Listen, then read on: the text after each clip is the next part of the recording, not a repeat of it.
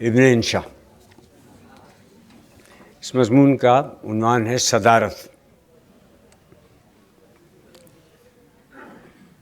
گجراتی ادبی منڈل کے سیکرٹری تار محمد دکھیا صاحب ہمارے پاس آئے اور کہنے لگے ہم گجراتی کے مشہور ادیب حضرت غبغب گھڑیالوی کی برسی منا رہے ہیں، آپ صدارت فرمائیے گا۔ ہم نے کہا دکھیا صاحب ہم گجراتی نہیں جانتے اور غبغب صاحب کا نام بھی آج ہی سنا ہے۔ بولے جی کوئی بات نہیں، آج کل بہترین صدارت وہی لوگ کرتے ہیں جو موضوع کے متعلق کچھ نہ جانتے ہوں۔ ہم نے عرض کیا کہ دیکھیے ہم معذور ہیں، ہماری مصروفیات ہیں، ہمیں معاف کر دیجئے۔ کہنے لگے آپ ناحق گھبراتے ہیں انشا صاحب، گھبرائیے نہیں، یوں تو آپ کو معلوم ہے کہ ایسے موقعوں پر کیا کہا جاتا ہے۔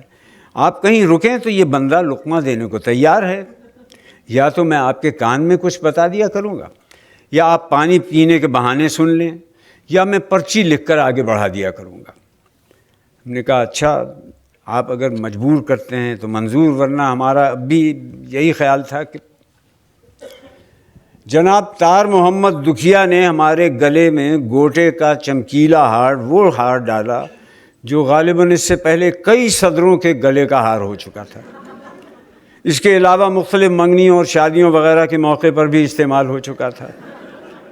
بعد ازاں انہوں نے ہمارے علم و فضل کی بے کرانی کا ذکر کیا اور کہنے لگے کہ انشا صاحب غبغب مرحوم کے افکار اور شاعری پر بڑی گہری نظر رکھتے ہیں۔ اب میں انشا صاحب سے درخواست کرتا ہوں کہ وہ خطبہ ارشاد فرمائیں۔ ہم نے پانی مانگا، سیکرٹری صاحب نے ایک گلاس آگے بڑھایا، ہم نے کہا پورا جگ چاہیے، وہ بھی آ گیا۔ ہم نے سیکرٹری صاحب کو ان کا فرض یاد دلایا اور پانی پی پی کر یوں اپنا خطبہ شروع کیا۔ صاحبو، حضرت غبغب گھڑیالوی کو کون ہے جو نہیں جانتا؟ پاکستان کے لیے ان کی خدمات فراموش نہیں کی جا سکتی۔ سیکرٹری صاحب نے پرچی دی، ان کا انتقال تو 1914 میں ہو گیا تھا۔ ہم نے کہا وہ پاکستان بننے یا پاکستان کا نظریہ پیش ہونے سے بہت پہلے 1914 کی لڑائی میں داد شجاعت دیتے ہوئے کام آ گئے۔ سرگوشی میں کہا گیا ان کا انتقال ملیریا سے ہوا تھا۔ ہم نے کہا ہم جب ان کی شاعری کا مطالعہ کرتے ہیں، پرچی ملی وہ شاعر نہیں ناول نگار تھے، جس کو غالب کی طرح وہ ذریعہ عزت نہیں سمجھتے تھے، ان کے ناولوں کی طویل فہرست پر نظر ڈالتے ہیں۔ پھر ایک پرچی ملی، انہوں نے صرف ایک ناول لکھا تھا، چوہے دان، تو جن میں سے ایک چھپا اور اس کی عظمت ہمارے دل پر نقش ہو جاتی ہے۔ ان کے کمال فن کا اندازہ اگر کرنا ہے تو ان کی ایک نظر، ان کی نظر اور آپ اپنی نظر چوہے دان پر ڈالنی۔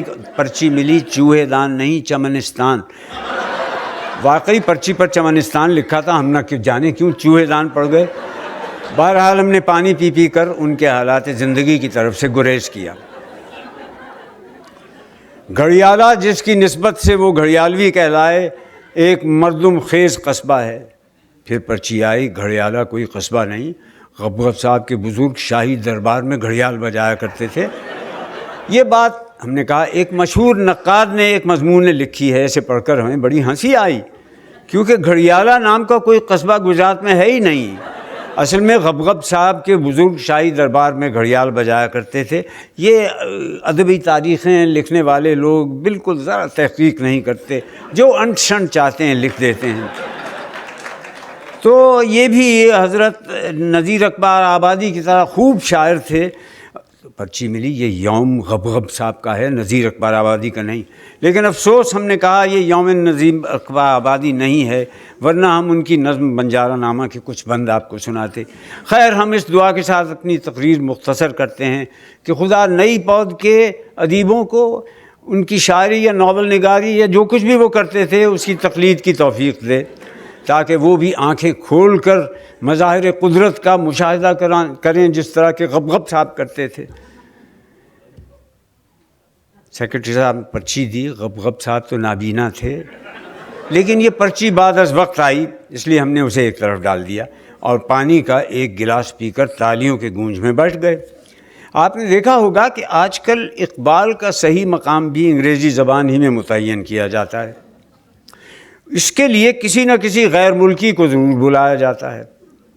اب کی یوم اقبال، ایک یوم اقبال تو ایرانی کلچرل سینٹر میں منایا گیا، اور ایک ہم نے اپنے علم دوست احباب کے ساتھ مل کر اپنے کلب میں منایا۔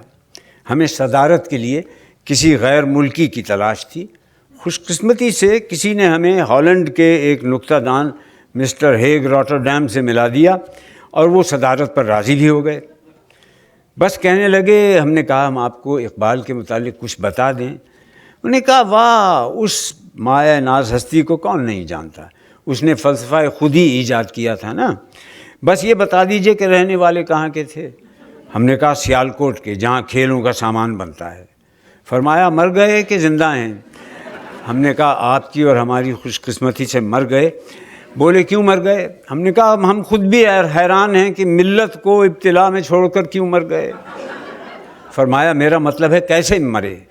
ہم نے کہا حکیموں ڈاکٹروں کی دوائیں کھا کر مرے، لیکن آپ کو اس سے کیا مطلب، آپ ان کی شاعری اور شخصیت پر کچھ بولیے۔ کہنے لگے اچھا پھر سے نام ایک دفعہ بتا دیجئے، ایکو بلال کیا تھا؟ ہم نے کہا ایکو بلال نہیں بابا، اقبال یاد کر لو۔ مسٹر ہیگ روٹرڈیم نے اپنی پرمغز تقریر کا آغاز ہی سیالکوٹ سے کیا، اس کی وجہ شہرت بیان کی، اور فرمایا اقبال بھی کھیل ہی کھیل میں بہت سی کام کی باتیں کہہ گئے ہیں۔ آج کل تو فلسفہ خودی کی بہتات ہے، بلکہ اسے دساور بھیج کر زر مبادلہ بھی کمایا جا سکتا ہے، لیکن یہ ایجاد اس شاعر نامی گرامی کی تھی۔